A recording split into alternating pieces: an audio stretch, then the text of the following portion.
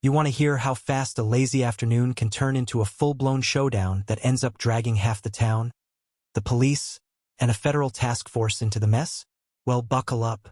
Because the first thing I heard that day was, "Your skin color doesn't belong at this ranch lake." That's what Carolyn Whitmore said loud enough for the whole lakeshore to hear right as I was casting my fishing line into the glassy water, just looking to clear my head. Her voice was so cold and certain, I swear it echoed off the pines. And, I kid you not, 5 minutes later the police showed up. Blue lights flickering, sirens off but tension thick in the air.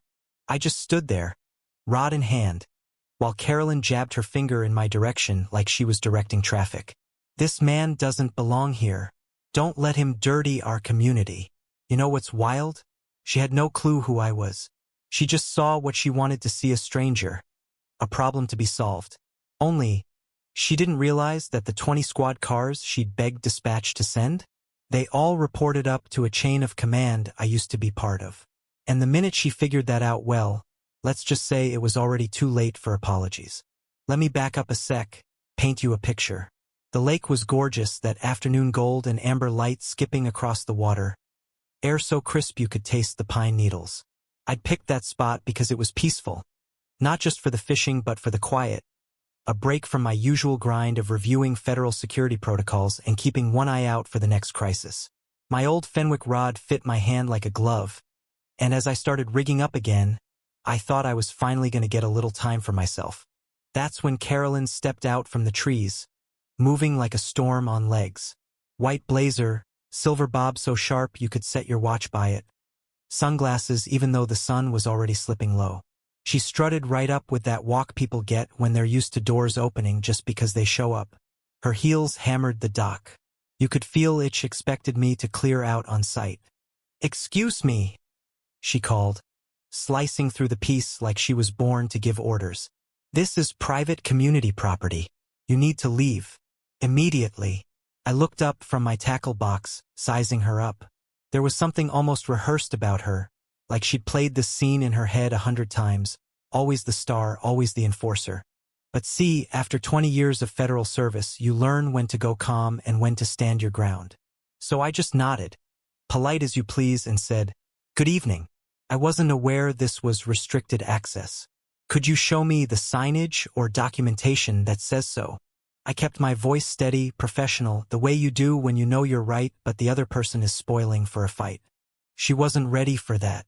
You could see her eyes dart, like she was looking for backup that hadn't arrived yet. "Don't get smart with me," she snapped, shoving her sunglasses higher. "I'm Carolyn Whitmore, president of the Lake Meadowbrook Homeowners Association. This lake is for residents and approved guests only, and you are neither." She waved her hand, like she was brushing away a stain. I stayed seated. "Could you clarify which HOA regulation prohibits fishing from this dock?" Simple enough, but it threw her off. She fumbled for a second, then doubled down, yanking out her phone. "I don't need to explain regulations to trespassers. I'm calling the police." And that's when she started dialing, speaking so loud I could hear every word. "There's a suspicious black man here, fishing illegally on private property. He's confrontational. I'm worried about our safety." I kept organizing my line, pretending not to listen. She kept glancing at her phone, muttering about slow response times and wasted tax dollars. What she didn't know cold no was that I'd spent my career training a lot of those very officers on how not to do exactly what she was doing. The sirens rolled in, and Carolyn's smile spread like she'd already won. Officer Martinez stepped out, a young guy, sharp uniform, looked a little nervous. But I recognized him from a bias training I'd led at the police academy just 6 months earlier. He paused, looked between us, and you could see the gears turning. Carolyn pounced. "Thank you, officer. This man is trespassing. He's been argumentative. He's disturbing our peace." But Martinez didn't even look at her. His eyes were fixed on me. "Sir, are you Agent Patterson?" he whispered, just loud enough for me to catch it.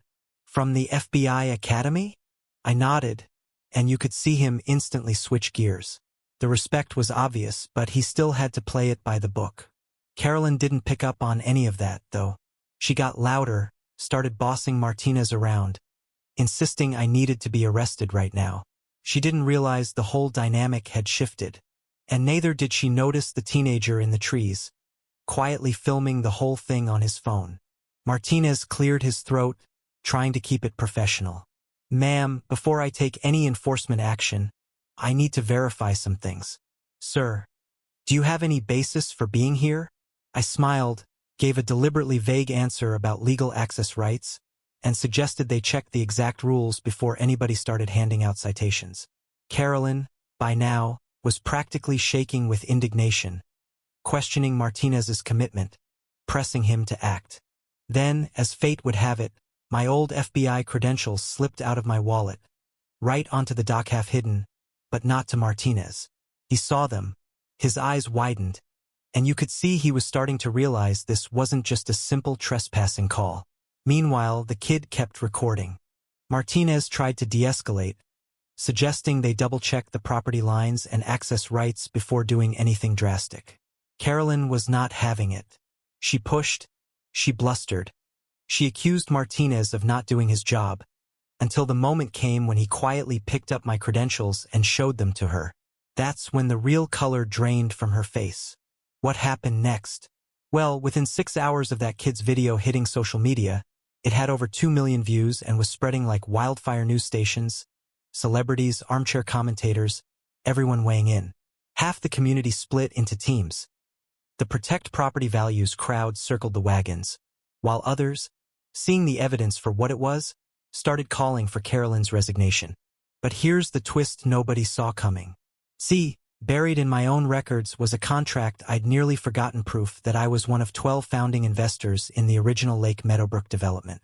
My rights to the lake were ironclad, filed with the county. The HOA had no power to overrule them. Carolyn either didn't know or she was pretending not to. And then, as people started digging, one of the longtime residents, a retired CPA named Harold, stepped forward at the next emergency HOA meeting. "I've got something everyone needs to see," he announced, holding up a battered folder. Turns out, he'd been tracking Carolyn's financial shenanigans for months. Bogus landscaping invoices, emergency repairs that never happened, a $250,000 fund that had evaporated, and every check led back to companies owned by Carolyn's family. The room exploded. People pulled out their phones, demanded answers, and for the first time, Carolyn didn't have the words. I realized it was time to call in backup of my own, so I phoned a colleague, Agent Dawson from the Bureau, who'd been following Carolyn's name for a while on a string of charity fund fraud cases that had never quite stuck. Now, everything was coming together. That night, with the whole community watching, I presented my evidence, contracts, county records, a live call from the county clerk confirming my status, and then Harold's financial forensics. The crowd went from shocked to angry to flat-out betrayed. And as if on cue, the double doors swung open and in walked the feds, led by none other than Martinez, this time with an economic crimes badge. Carolyn was arrested on the spot for fraud, money laundering, and civil rights violations. The handcuffs clicking shut. Let me tell you, there are some sounds you never forget. But the fallout was just beginning. The investigation revealed that Carolyn had been working with outside developers, pressuring certain families to sell, falsifying HOA violations, orchestrating a campaign to clean up the community ahead of a planned luxury resort buyout. Turns out, my run-in wasn't an isolated case. Families who'd moved out under pressure came forward. One woman, Mrs. Johnson, broke down, telling how her family had been forced out by constant harassment, then watched as their old house was marked for acquisition at a fraction of its value. Within months, the Metropolitan Development Corporation was dissolved, its execs facing charges, and Carolyn's assets seized to repay the community. The HOA was rebuilt from the ground up, with new board members representing every demographic in the neighborhood.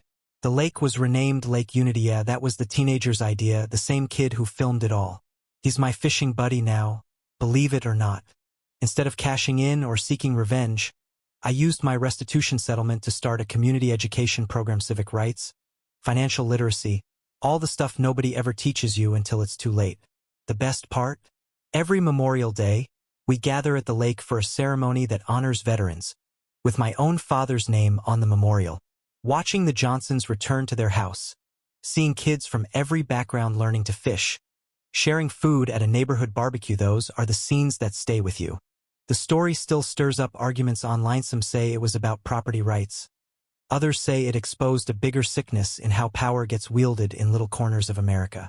But I'll tell you what, there's nothing more satisfying than watching a community choose unity over division. That's the real victory, right there on the water where it all began. So now I want to hear your take. Have you ever seen a neighborhood fight turn into something way bigger than anyone planned? Do you think HOAs do more harm than good? Drop your wildest story or just your statement in the comments. Let's hear what justice means where you live.